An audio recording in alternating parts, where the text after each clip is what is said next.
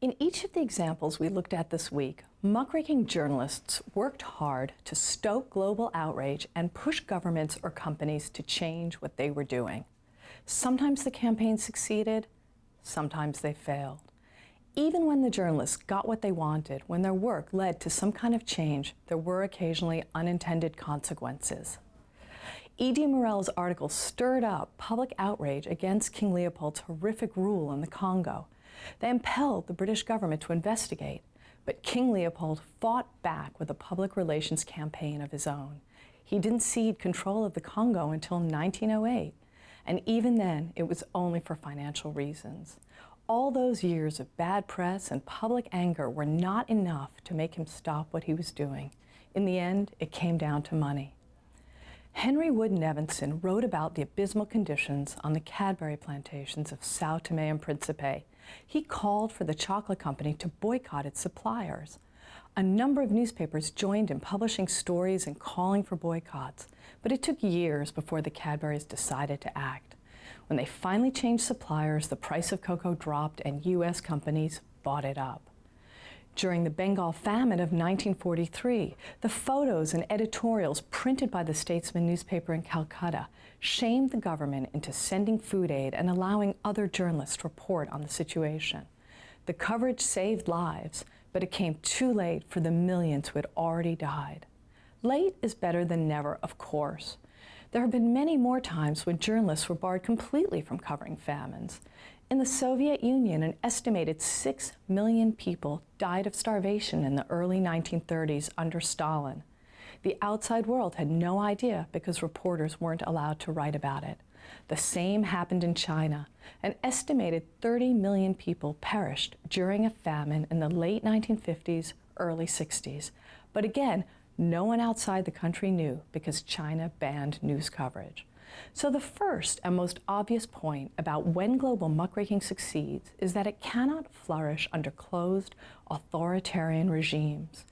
Journalists cannot do their jobs when free speech is restricted and the government controls information. They need to travel freely to the place where something terrible is happening. They have to be able to interview victims or government officials. They need to uncover important documents. In other words, journalists need room to operate. Government repression is just one circumstance that can hobble the media in its role as watchdog. Another is well-enforced legal control of freedom of expression. And a third is when proprietors of media outlets align themselves with business interests.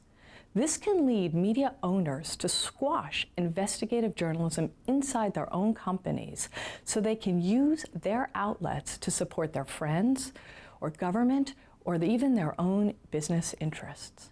These days, however, when governments control the media, as in China and Vietnam, or government cronies do, as in Turkey and Venezuela, social media and online publications can check some of the most flagrant abuses like government corruption or environmental destruction. So we see that along with press freedom and freedom of expression, there are a whole host of conditions that have to be in place for global muckraking to flower. Successful investigative journalism cannot exist in a vacuum. It can be helped by other parts of society. But just having information doesn't mean things will change. Many of the world's problems aren't caused by a lack of big data. Many of the world's problems are well known. Human trafficking, hunger, labor abuses, military and police atrocities have all gone on for centuries. So what suddenly makes them a story to be read and sometimes acted upon? What conditions impel journalists to explore a topic? Why does it resonate with the public or not? Language, political control, and technological barriers were bigger impediments to the spread of news in the past than they are today. Newspapers often covered what was of interest in their region or country, while even after the invention of the telegraph, news from remote places overseas took weeks or months to arrive. The rise of the internet, social media, and citizen journalism has changed all that. Now news travels in the blink of an eye, even if it's often ignored when it arrives. In the past, stories often didn't make it out of the country in which they took place, but sometimes they did. In their book, Activists Beyond Borders, Margaret E. Keck and Catherine Sinkink compare successful campaigns such as those by the missionaries against foot binding in China with campaigns that didn't do much, such as the missionary-led campaign against female cutting in Kenya. The authors found that journalism on its own did not bring about change. There needed to be local support and local elites ready to transform their societies. Today, we refer to the importance of media ecologies and information ecosystems, expressions that imply that many things need to happen in order for advocacy campaigns or journalism to have an effect. In today's world, the barriers to writing and disseminating news are low, but the fragmented audience makes it hard to cultivate a sustained and regular following. In his book, The Marketing of Rebellion, Clifford Bob argues that in the crowded world of good causes, knowing how to get attention is key. Local causes are often not taken up internationally unless they find support from overseas campaigning organizations. Those organizations can serve as an intermediary between the local NGO and the global community. Successful activists in developing countries understand this.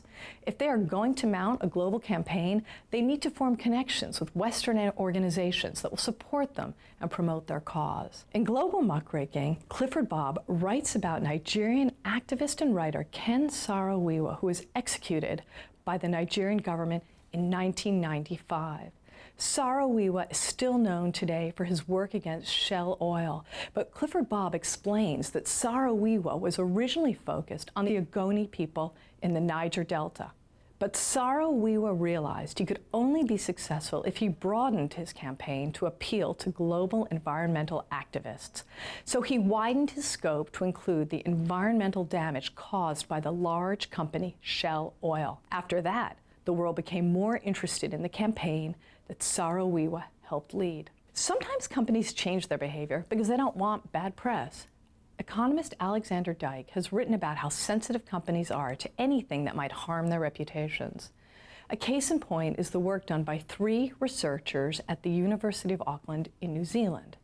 They studied the terrible conditions and abuses on commercial fishing boats operating in New Zealand waters. The owners and officers were largely Korean, and the sailors, who were essentially indentured workers, were Indonesian.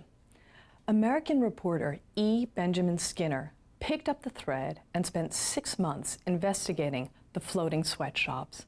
His piece was published in Bloomberg Businessweek and had an impact.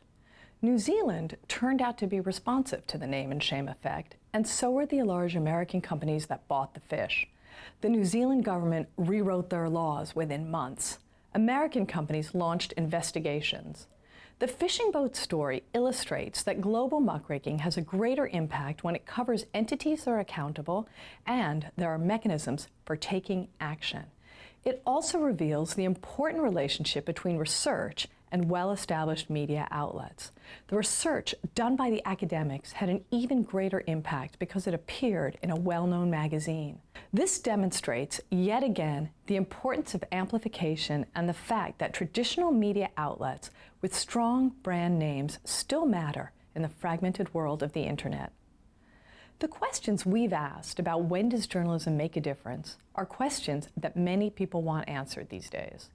Media organizations now spend a lot of time thinking about how to measure media impact.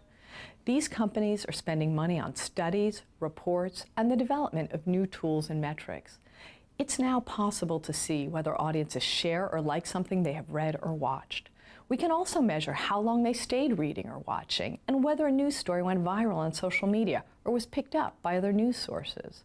But while new tools can show us short-term responses to information, they can't tell us about the societal changes that may have taken decades or centuries to happen. There are many reasons why social change occurs or doesn't. Isolating the role of media is extremely difficult because there are endless attribution problems or confounding variables. Let's say a government changes a law after pressure from the media, advocacy groups, and even protests. How do you separate the impact of the media alone from these other pressures?